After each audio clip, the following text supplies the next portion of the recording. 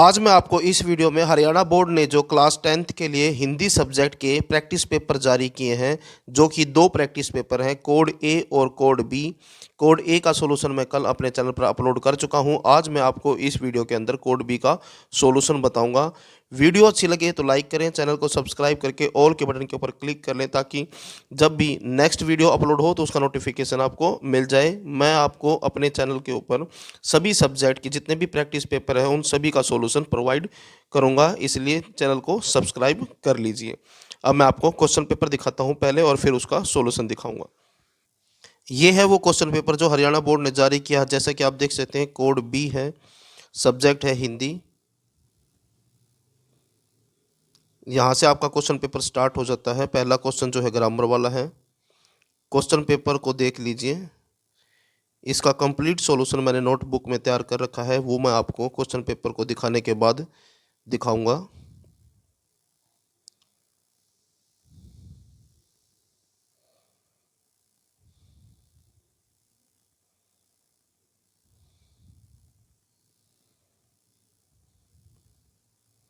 क्योंकि आपके pre board की डेट शीट भी आ चुकी है, तो प्री बोर्ड के एग्ज़ाम की तैयारी के लिए आप इन दोनों क्वेश्चन पेपरों का सॉल्यूशन ज़रूर देखें। हो सकता है इसमें से क्वेश्चन जो है आपके क्वेश्चन पेपर में आ जाए। तो ये था आपका क्वेश्चन पेपर। अब मैं आपको इसका सॉल्यूशन दिखाता हूँ। क्लास 10th पेपर हिंदी का और कोड बी है। कोड ए मैं पहले ही करवा चुका हूँ। पहला क्वेश्चन है, पहले क्वेश्चन का कै भाग है और कै भाग का पहला क्वेश्चन है, मर्ग शब्द के दो पर्यायवाची शब्द लिखें। तो आंसर है इसका हिरण और सारंग। दूसरा क्वेश्चन है, कनिष्ठ शब्द का विलोमार्थी शब्द लिखिए।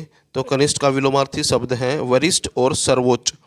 उसके बाद ख पार्ट का पहला क्वेश्चन है, गुण संधि की परिभाषा उदाहरण सहित लिखिए। आंसर देखें, इसमें ए आ के आगे ई हो तो, ए उ हो तो, ओ तथा री हो तो अर हो जाता है।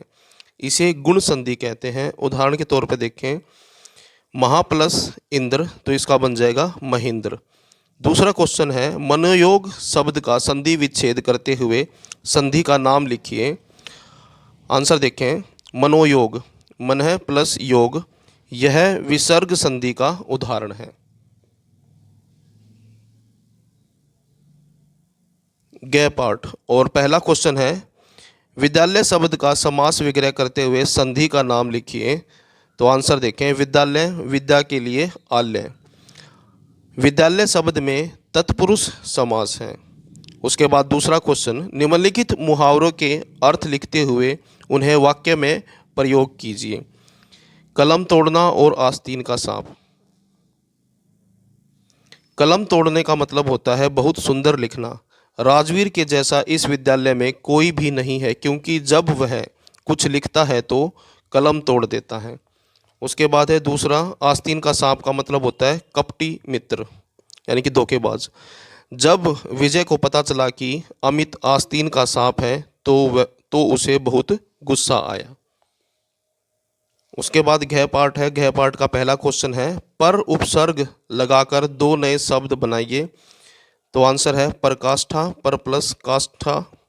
और उसके बाद है परतंत्र, पर प्लस तंत्र।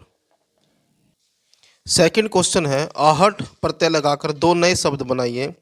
आंसर देखें, बौखलाहट, घबराहट आदि शब्द आहट प्रत्यय के प्रयोग से बने हैं। सेकंड क्वेश्चन है, अतिशयोक्ति अलंकार की परिभाषा एवं उदाहरण दीजिए। आंसर देखिए, जहाँ किसी वस्तु या विषय का इतना बढ़ा चढ़ाकर वर्णन किया जाए कि लोक मर्यादा का उल्लंघन हो जाए, वहाँ अतिशयोक्ति अलंकार होता है। उदाहरण देखें, देख लो साकेत नगरी है यही, स्वर्ग से मिलने गगन में जा रही। कवि ने साकेत अर्थात अयोध्या का बढ़ा चढ़ाकर वर्णन किया है, इसलिए यहाँ अतिशयोक्ति अलंकार है।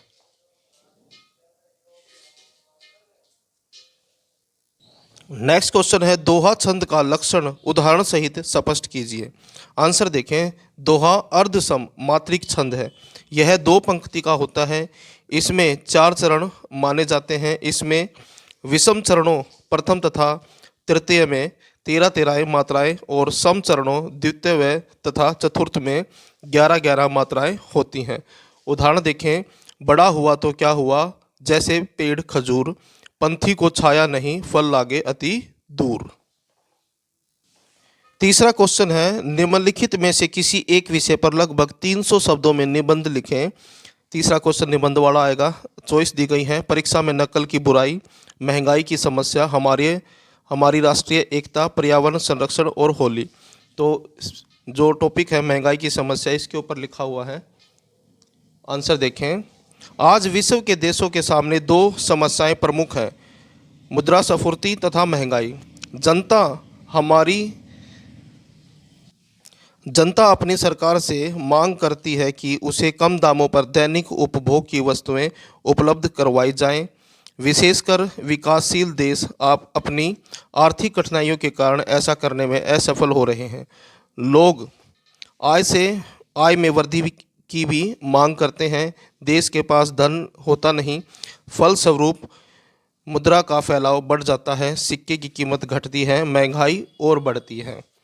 भारत की प्रत्येक सरकार ने आवश्यक वस्तुओं की कीमतें कम करने के लिए आश्वासन दिए, किंतु कीमतें बढ़ती चली गई। इस कमर तोड़ महंगाई के अनेक कारण हैं। महंगाई का सबसे बड़ा कारण है उपज में कमी। सूखा पड़ने, बाढ़ आने तथा किसी कारण से उपज में कमी हो जाए तो वस्तुओं के दाम बढ़ना स्वाभाविक है। लगभग 10 वर्ष पूर्व भारत के इतिहास के प्रबलतम सूखे का सामना करना पड़ा। फलस्वरूप अनाज की भारी मात्रा में आयात करना पड़ा। देश का यह बड़ा दुर्भाग्य है कि हम अभी तक अनाज के उत्पादन की दिशा में पूर्णतः स्वावलंबी नहीं हो पाए हैं। हरित क्रांति के अंतर्गत बहुत से कार्यक्रम चलाए गए। अधिक उपज वाले बीजों का आविष्कार तथा प्रयोग बढ़ा। रासायनिक खाद के प्रयोग से भी उपज बढ़ी, किंतु हमारी आवश्यकताओं की पूर्ति न हो सकी। उपज जब मंडियों में आती है, अमीर व्यापारी भारी मात्रा में अनाज एवं अन्य वस्तुएं खरीदकर अपने गोदाम भर लेते हैं, जिससे बाजार में वस्तुओं की कमी आ जाती है। व्यापारी अपने गोदामों की वस्तुएं तभी निकालता है जब उसे कई गुना अधिक कीमत प्राप्त होती है। अनुकूल वर्षा न होने पर भी अन्न की उपज कम होती है, जिसके परिणाम स्वरूप महंगाई बढ़ जाती है। सिंचाई के साधनों की कमी भी अन्न की उपज में बाधक है। अन्य सरकारों की भांति जनता पार्टी की सरकार ने भी महंगाई कम करने का आश्वासन दिया, किंतु प्रश्न यह है कि महंगाई कम कैसे हो, उपज में बढ़ोतरी हो, यह आवश्यक है, किंतु हम देख चुके हैं कि उपज बढ़ने का भी कोई बहुत अनुकूल प्रभाव कीमतों पर नहीं पड़ता। वस्तुतः हमारी वितरण प्रणाली में दोष है। यदि उपभोक्ता की खरीद और वितरण की निगरानी करने वाले विभागों के कर्मचारी ईमानदारी से कार्य करें तो कीमतों को रोका जा सकता है। सरकार ने वस्तुओं के दाम निश्चित करने की परिपाटी चलाई, किंतु शीघ्र ही व्यापारियों ने मनमानी पुनः आरंभ कर दी। तेल उत्पादक देशों द्वारा तेल की कीमत बढ़ा देना भी महंगाई का कारण है। वस्तुतः अफसरशाही, लाल फीताशाही तथा नेताओं की शतुर्मुर्गीय नींद महंगाई के लिए पूरी तरह जिम्मेदार है। देश का कितना दुर्भाग्य है कि स्वतंत्रता के इतने वर्ष पश्चात भी किसानों को सिंचाई की पूर्ण सुविधाएं उपलब्ध नहीं है। बड़े बड़े नुमाइशी भवन बनाने की अपेक्षा सिंचाई की छोटी छोटी योजनाएं बनाना और उनको क्रियान्वित करना बहुत ज़रूरी है। बढ़ती महंगाई पर अंकुश रखने के लिए सक्रिय राष्ट्रीय नीति की आवश्यकता है। यदि निम्न तथा मध्यम वर्ग के लोगों को उचित दाम पर आवश्यक वस्तुएं नहीं मिलती तो असंतोष बढ़ेगा और हमारी स्वतंत्रता के लिए पुनः खतरा उत्पन्न हो जाएगा। नेक्स्ट क्वेश्चन है क्वेश्चन नंबर 4। इसमें एप्लीकेशन और लेटर आते हैं, जो भी आपको आए वो आपको आंसर लिखना है। यहाँ पर देखें, विद्यालय में शौचालय की व्यवस्था हेतु अध्यापक को प्रार्थना पत्र, यानी कि ये एप्लीकेशन है, अथवा योग का महत्व बताते हुए अपने छोटे भाई को पत्र लिखे, और ये लेटर है। तो इनमें से जो भी आपको आसान लगे उसका आंसर देना है। यहाँ पर मैंने जो है शौचालय की व्यवस्था हेतु अध्यापक को प्रार्थना पत्र ये वाली लिखी है। आंसर देखें, सेवा में मुख्य अध्यापक जी, भारतीय पब्लिक स्कूल पानीपत। विषय है शौचालय की व्यवस्था हेतु। मान्यवर, सविनय निवेदन यह है कि हमारे विद्यालय में लड़के लड़कियों के लिए केवल एक शौचालय है। सभी विद्यार्थी लाइनों में लगे रहते हैं एवं गंदगी की वजह से भी बहुत परेशानी होती है। निकासी की व्यवस्था भी उचित नहीं है। बीमारी फैलने की पूर्ण संभावना है। इस विद्यालय का विद्यार्थी होने के नाते मैं आपसे अनुरोध करता हूं कि अन्य शौचालयों की व्यवस्था करवाई जाए। विद्यालय के इस कार्य में हम सभी छात्र आपका पूर्ण सहयोग करेंगे। धन्यवाद। आपका आज्ञाकारी शिष्य और अपनी डिटेल्स लिख देना। उसके बाद खंड ख शुरू हो जाता है। क्वेश्चन है क्वेश्चन नंबर 5। निम्नलिखित बहुविकल्पीय प्रश्नों के उचित विकल्प चुनकर उत्तर पुस्तिका में लिखिए। यानी कि ये एमसीक्यू वाले क्वेश्चन है। यहाँ पर मैंने जो चॉइस थी वो नहीं लिखे हैं, सीधा डायरेक्ट आंसर लिख दिए हैं। पहला क्वेश्चन है, परशुराम के क्रोध को शांत करने का प्रयास किसने किया? तो आंसर है भगवान श्री राम ने। उसके बाद है, भगवान कृष्ण के पांवों में क्या बज रहे थे? तो आंसर है नूपुर। नेक्स्ट क्वेश्चन है, कवि ने मधुप किसे कहा है? आंसर है मन को। और नेक्स्ट क्वेश्चन है, अट नहीं रही है कविता में किस मास का वर्णन है? तो इसका आंसर है फागुन। नेक्स्ट क्वेश्चन है, फसल कविता के रचनाकार है नागार्जुन। नेक्स्ट क्वेश्चन है, फसल कविता के रचनाकार है? तो आंसर है नागार्जुन। और नेक्स्ट क्वेश्चन है, प्रभुता शब्द का अर्थ है? तीनों ऑप्शन दिए गए होंगे 3, वो तीनों ही ऑप्शन जो है इसके आंसर है, तो इसलिए तीनों ऑप्शन जो है आंसर है इसका। राम लक्ष्मण परशुराम संवाद कविता रामचरितमानस के किस कांड से उद्धृत है? तो आंसर है बाल कांड से। नेक्स्ट क्वेश्चन है, माँ ने बेटी को किस पर न रीझने की सलाह दी? आंसर है अपने चेहरे पर। नेक्स्ट क्वेश्चन है क्वेश्चन नंबर 6। गोपियों ने किन किन उदाहरणों के माध्यम से उद्धव को उल्हाने दिए? आंसर देखें। गोपियों ने उद्धव को अनेक उदाहरणों के माध्यम से उल्हाने दिए। उन्होंने उसे बड़भागी कहकर प्रेम से रहित माना था, जो श्री कृष्ण के निकट रहकर भी प्रेम का अर्थ नहीं समझ पाया था। उद्धव के द्वारा दिए जाने वाले योग के संदेशों के कारण वे वियोग में जलने लगी थी।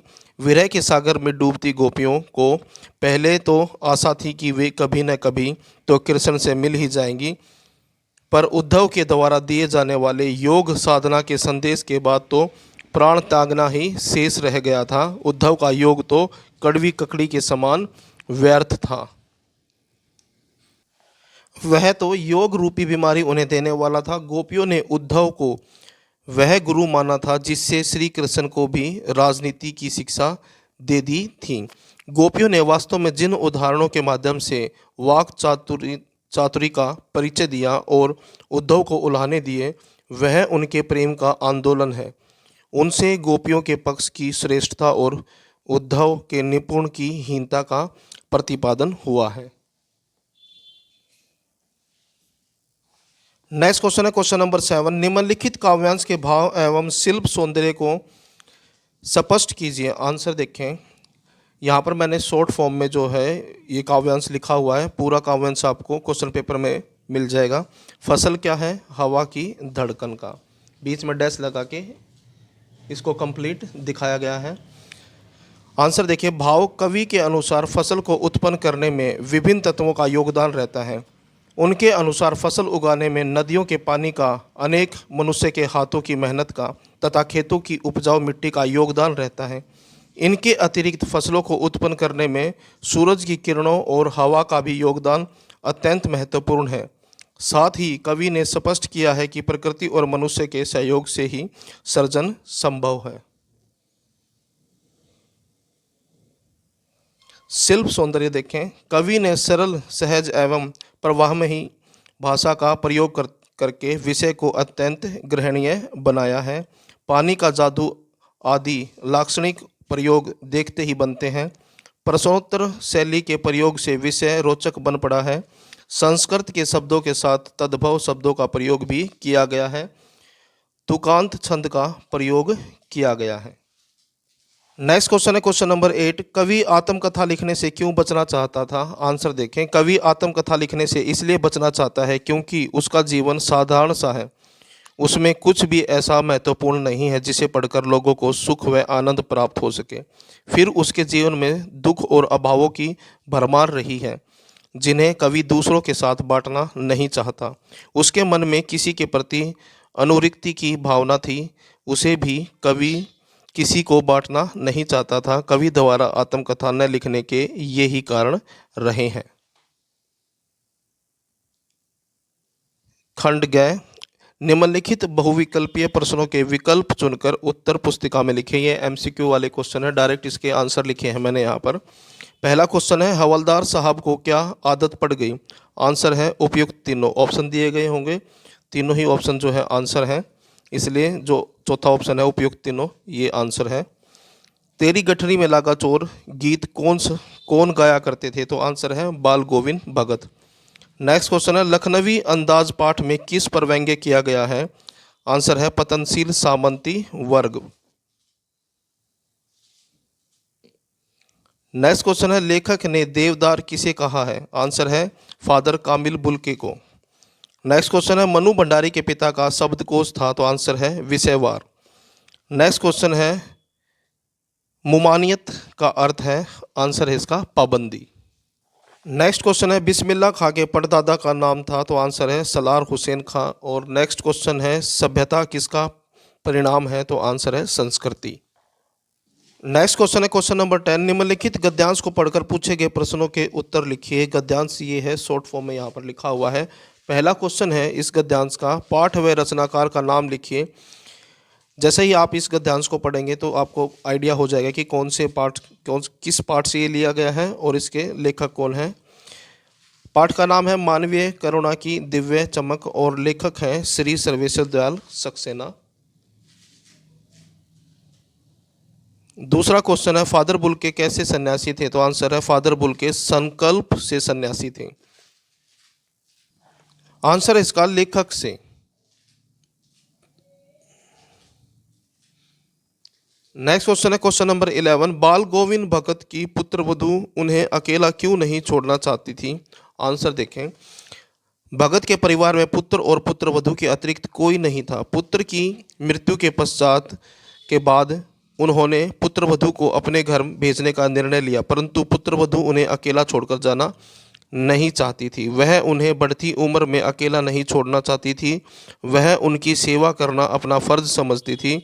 उसके अनुसार बीमार पड़ने पर उन्हें पानी देने वाला और उनके लिए भोजन बनाने वाला घर में कोई नहीं था, इसलिए भगत की पुत्रवधू उन्हें अकेला छोड़ना नहीं चाहती थी। नेक्स्ट क्वेश्चन है क्वेश्चन नंबर 12, यशपाल अथवा मनु भंडारी का जीवन परिचय देते हुए उसकी साहित्यिक विशेषताओं पर प्रकाश डालिए। आंसर देखें, जीवन परिचय है मनु भंडारी का। श्रीमती मनु भंडारी का नाम आधुनिक कथाकारों, उपन्यासकारों एवं नाटककारों में बड़े आदर के साथ लिया जाता है। इन्होंने अनेक कहानी संग्रह लिखकर कहानी विद्या को समृद्ध किया है। श्रीमती मनु भंडारी का जन्म 3 अप्रैल 1931 को जिला मंदसौर मध्य प्रदेश के भानपुर नामक गांव में हुआ। इनका बचपन अजमेर में व्यतीत हुआ। इनके घर का वातावरण पूर्णतः साहित्यिक था। इनके पिता श्री सुख संपत राय भंडारी साहित्य और कला प्रेमी थे। पिता के जीवन का प्रभाव उनके व्यक्तित्व पर पड़ना स्वाभाविक था। शिक्षा के साथ साथ उनकी साहित्यिक अभिरुचियों का भी विकास होता गया। काशी हिंदू विश्वविद्यालय में शिक्षा प्राप्त करते समय इनका संपर्क महान साहित्यकारों से हुआ। काशी हिंदू विश्वविद्यालय से इन्होंने एमए हिंदी की परीक्षा पास की। तत्पश्चात इन्होंने अध्ययन को अपनी आजीविका का साधन बना लिया तथा प्राध्यापिका बनकर कलकत्ता विश्वविद्यालय में चली गई। उन्हीं दिनों मनु भंडारी की कहानियाँ विभिन्न पत्र पत्रिकाओं में प्रकाशित होने लगी थी। इनकी कहानियों को पाठक वर्ग ने काफ़ी सम्मान दिया। कलकत्ता रहते हुए ही इनका विवाह सन 1959 में गद्यकार श्री राजेंद्र यादव से हुआ, किंतु इन्होंने अपने जिस नाम से मनु भंडारी साहित्य जगत में प्रसिद्धि प्राप्त की थी वही नाम बनाए रखा। साहित्यिक विशेषताएं, श्रीमती मनु भंडारी मूलतः कथाकार हैं। वे सर्वप्रथम कहानी लेखिका के रूप में प्रसिद्ध हुई थी। कहानी के क्षेत्र में इन्होंने अपनी अलग पहचान बनाई थी। आज भी इन्हें अधिकतर मान्यता कहानी लेखिका के रूप में प्राप्त है। मनु भंडारी आज भी हिंदी कहानी में एक ऐसा विशिष्ट नाम है जिन्होंने हिंदी कहानी को नई दिशा दी है।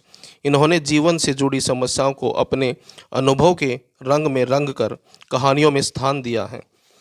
इनकी कहानियों की सबसे बड़ी विशेषता यह है कि वे जिंदगी को सीधे समझने और जांचने वाली बेबाक और प्रेरणादायी हैं।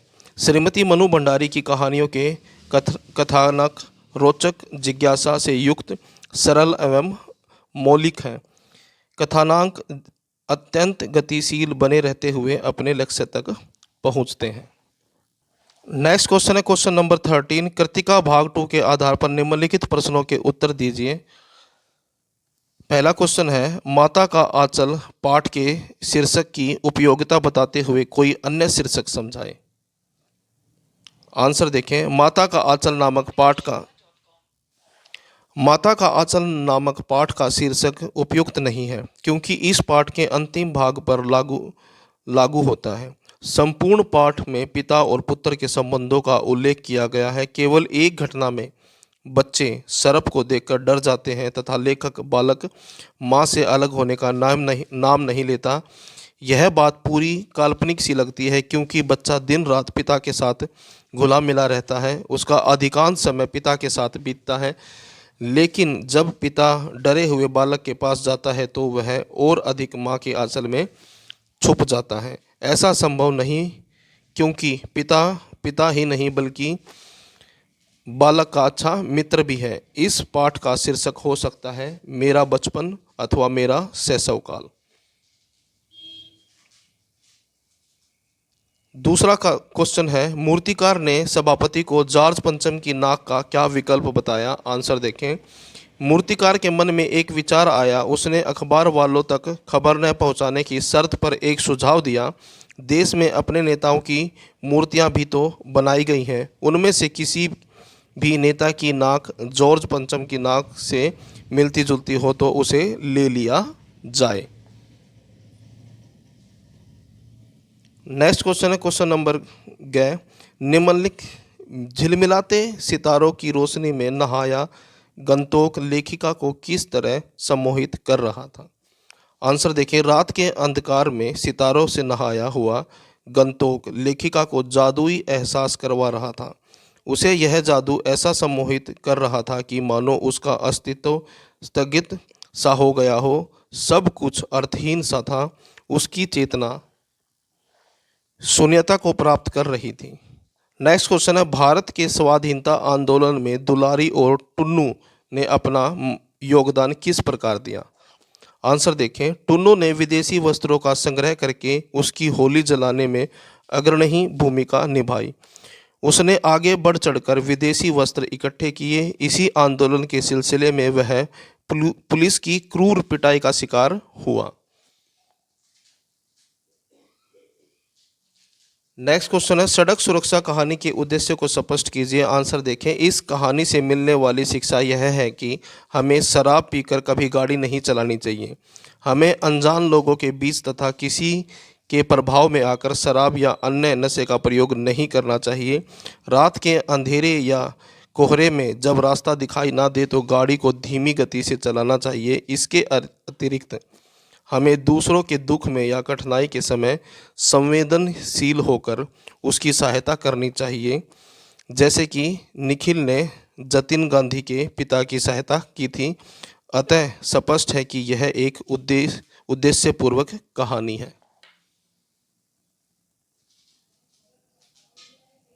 खंड ड क्वेश्चन है 14। नैतिक शिक्षा पाठ्य पुस्तक के आधार पर पुस्तकों के उत्तर दीजिए। ये सारे क्वेश्चन जो हैं अब इसके बाद जो आएंगे वो सारे नैतिक शिक्षा वाले क्वेश्चन हैं।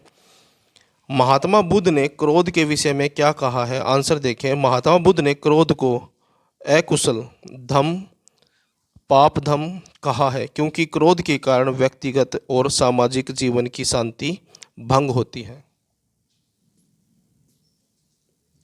नेक्स्ट क्वेश्चन है, सालिम अली को बर्डमैन ऑफ इंडिया क्यों कहा जाता है। आंसर देखें। सालिम अली देश के पहले ऐसे पक्षी विज्ञानी थे जिन्होंने संपूर्ण भारत में व्यवस्थित रूप से पक्षियों का सर्वेक्षण किया और पक्षियों पर ढेर सारे लेख और किताबें लिखी। उनके द्वारा लिखी पुस्तकों ने भारत में पक्षी विज्ञान के विषय में महत्वपूर्ण भूमिका निभाई है। नेक्स्ट क्वेश्चन है, योग का संबंध संपूर्ण मानवता से है, उदाहरण सहित लिखें। आंसर देखें। योग एक सुपरिभाषित दर्शन तथा समग्रता पर आधारित लक्ष्य का विषय है। यह मनुष्य को महान बनाने का कार्य करता है। इसका संबंध समस्त मानवता के लाभ के लिए है। योग समस्त मानवता की धरोहर है, अतः इसका संबंध किसी विशेष धर्म अथवा संप्रदाय से न होकर अखिल विश्व समुदाय से है। नेक्स्ट क्वेश्चन है, भगिनी निवेदिता का मूल नाम क्या था, वह किसकी शिष्या थी। आंसर देखें। भगिनी निवेदिता का मूल नाम मार्गरेट एलिजाबेथ नोबल था। वे एक अंग्रेज आयरिश सामाजिक कार्यकर्ता, लेखक, शिक्षक एवं स्वामी विवेकानंद की शिष्या थी। नेक्स्ट क्वेश्चन है, वास्तव में सच्चा कर्मयोगी कौन है। आंसर देखें। सच्चा कर्मयोगी वह व्यक्ति है जो कर्म की प्रक्रिया में ही आनंद लेने का आभास करते हुए अपनी समस्त शक्ति कर्म की कुशलता पर केंद्रित कर देता है। यानी कि सच्चा कर्मयोगी उसको बताया है जो अपना काम करते हुए काम का ही आनंद ले और अपने काम में जो है क्या हो जाए, वो कुशल हो जाए, यानी कि माहिर हो जाए। ऐसा करने से उसके व्यक्तित्व में नित्य निखार आने लगता है। वह हानि लाभ, जय पराजय, सुख दुख में समानता कर पाता है।